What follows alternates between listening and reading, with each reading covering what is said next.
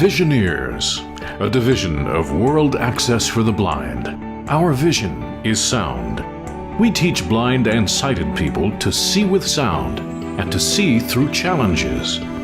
Visioneers presents Radio-Canada's Découverte, Discovery, Echolocation, for educational purposes only, not for commercial use. Visioneers Flash Sonar Echolocation is profiled on Radio-Canada's Discovery. Les chauves-souris et les dauphins sont reconnus pour leur capacité à s'orienter par écholocation, c'est-à-dire en produisant des ultrasons qui les renseignent sur leur environnement. Mais ils ne sont pas les seuls. L'être humain est aussi capable d'utiliser l'écholocation pour se guider. De plus en plus de non-voyants ont recours à cette technique inusitée. Nathan adore rouler à vélo. Pourtant, ce jeune Californien de 9 ans est aveugle. Une maladie congénitale lui a fait perdre la vue à l'âge de 2 ans.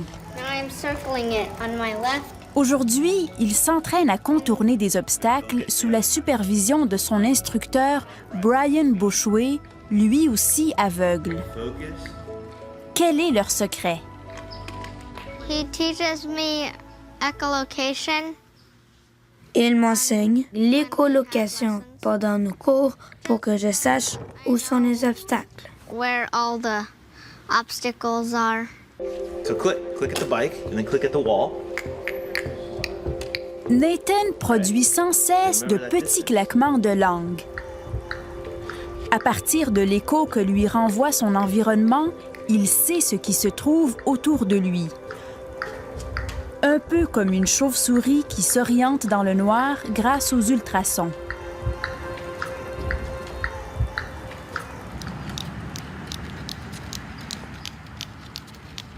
Cette technique inusitée a été développée par Daniel Kish alors qu'il était enfant.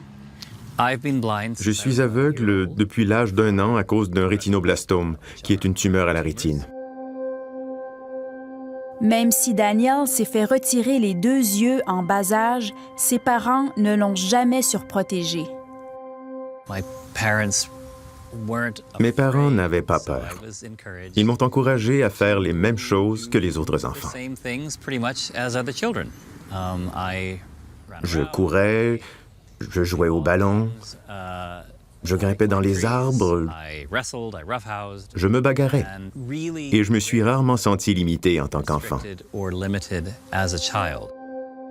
Il a commencé à produire ses claquements de langue alors qu'il n'était qu'un bambin.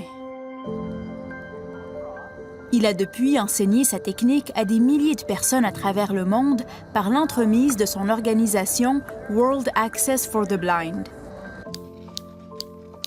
Pour lui, l'écholocation est complémentaire à l'utilisation d'une canne ou d'un chien guide.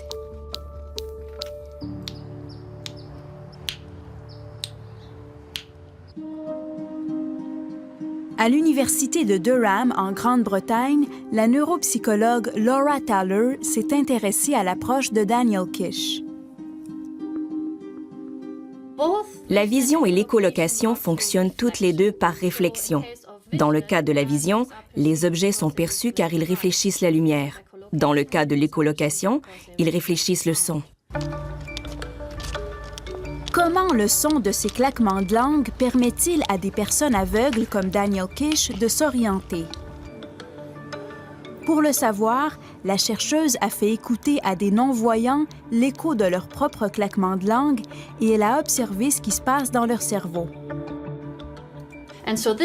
C'est là que nous avons fait une découverte vraiment intéressante.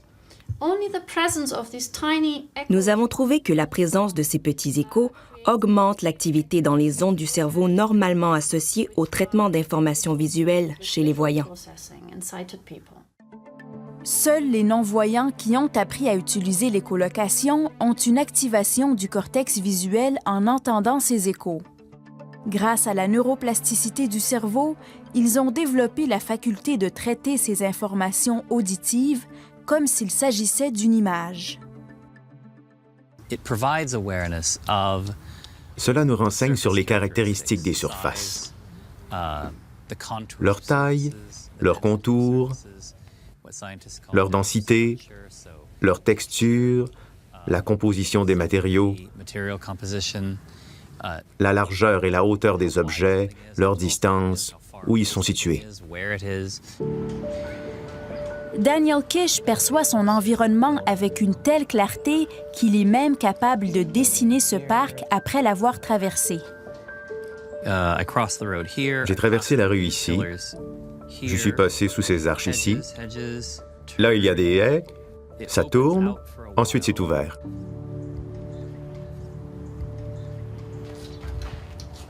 Qu'est-ce qui rend ces claquements de langue si efficaces?